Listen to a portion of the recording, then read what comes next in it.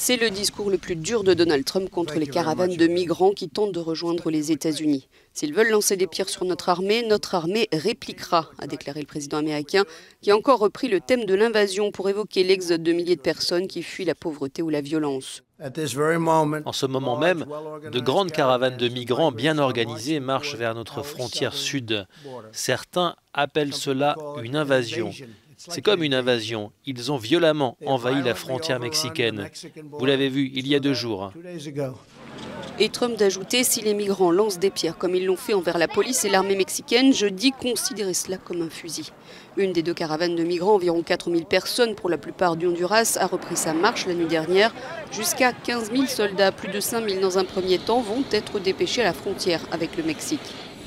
Lors de son point presse, Trump s'est encore aussi attaqué aux démocrates, les rendant responsables, eux et les migrants, du trafic de drogue sur le sol américain.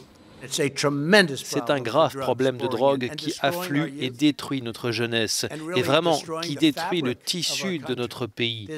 Il n'y a jamais eu de problème de drogue comme aujourd'hui. Et comme je l'ai dit, cela provient en grande partie des frontières du Sud.